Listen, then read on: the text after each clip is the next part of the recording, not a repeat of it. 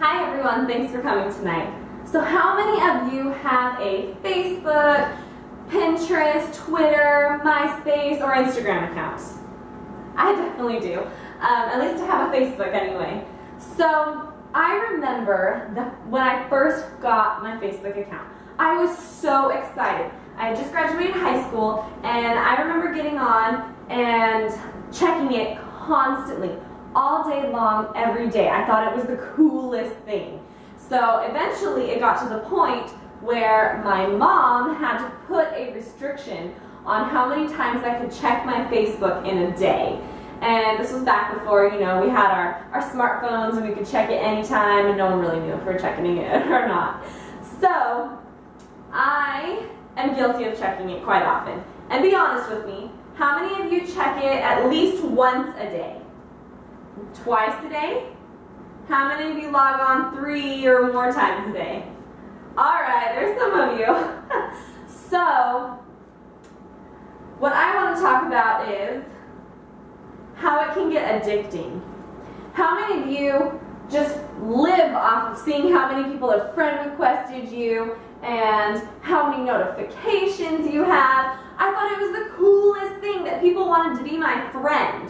And I say friend like this because just by clicking a button and adding someone to your account does not make you necessarily friends. You could be friends with someone on Facebook you haven't talked to in 5 years. So I think it's funny that we call it social media, because social means interacting with other people, spending time with people, going out and having fun together. But social media is sitting on a computer looking at pictures of other people. It's not interacting at all. So I think social media is kind of an interesting term for sitting on the computer and interacting with people through pictures and just Facebook posts. So I think it's funny that we call the people that we are friends with on Facebook friends. And let's go on to talk about kind of how we get addicted to this friending other people and looking at our Facebook page. Do you ever feel like this? You're trying so hard to get something done. You're trying to do homework. You're trying to focus at work. You're trying to get something done at home. And you just keep being like, oh, I wonder what this person's up to. So you go and you hop on Facebook real quick, see what they're doing, and then you see someone else's post, or you see a funny video, and you start looking at it. It just keeps pulling you back in. Or maybe some of you feel like this sometimes.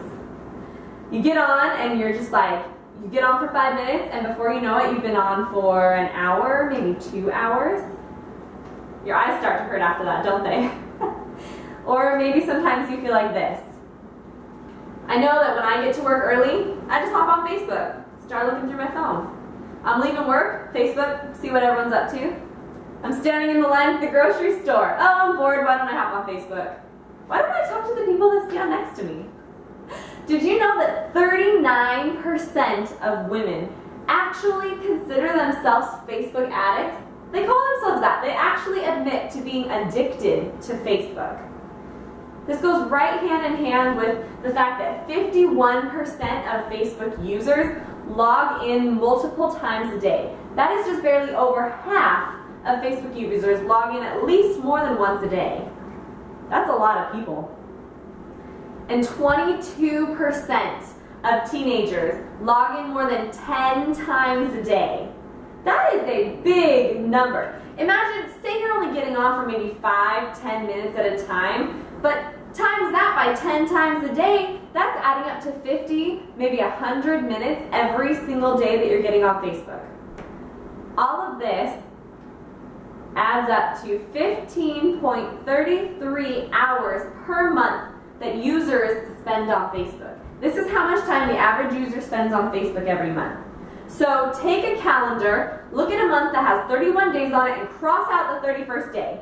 Write Facebook across it, scribble it out, whatever you have to do, but that day is gone because you spent that time on Facebook. This 15.33 hours, that is over half of a 24-hour day. That is probably the amount of hours you spend awake for one whole day. That is insane. That is how much time the average Facebook user spends on Facebook. We are getting addicted to this social media. But you might say, why is it so bad? Why is it as bad as being addicted to alcohol, smoking, maybe being addicted to pills or taking other substances and drugs? Well, let me tell you why I think it is just as bad as those addictions. Have you ever noticed how after you get on Facebook, sometimes you have a little bit of a letdown? I'll share an experience with you. I sometimes get on Facebook and see that friends of ours have bought a house or have started their family, or maybe they're traveling to all these fun exotic places, Hawaii, Europe, Africa. And here I am at home doing the usual day-to-day, going to work, doing school, cleaning the house, and I feel like my life isn't as neat. It's not as important because I'm not doing everything that everyone else is doing. I don't have a house yet. And these things they're a letdown. You don't feel as important or as special. So going along this line of how I feel after getting on Facebook, it's not just me, I found out. There are a lot of people who have gotten depression from being addicted to Facebook. They get on and it's this letdown, but you keep wanting to get back on. There was a study done that they had users get on Facebook and they tracked their emotions. And they found that there was a correlation between the time spent on Facebook and the symptoms of depression that occurred. And it seemed that the more time spent on Facebook, the more levels of their symptoms of depression. They showed anxiety, they showed psychological disorders, antisocial behaviors, and anxiety, I think I said that, and all sorts of problems. And this was linked to more time on Facebook. So, we notice these feelings that we're getting. We get online and we see things that other people have, we forget about our blessings. We get jealous. Maybe we feel like we're worth less than they are. Maybe we're a little bit lonely because here we are sitting in front of a computer watching other people go have fun together and do things together. We kind of get mixed feelings about Facebook. So there's no point in talking about our addictions and this depression if we're not going to talk about what to do. How do we escape this addiction, this depressing social media that keeps capturing us? Well, let me tell you what I did about it. There was this man that gave a TED Talk, and he talked about doing something new for 30 days. This man was Matt Cutts, and he tried a new challenge for 1 year every 30 days.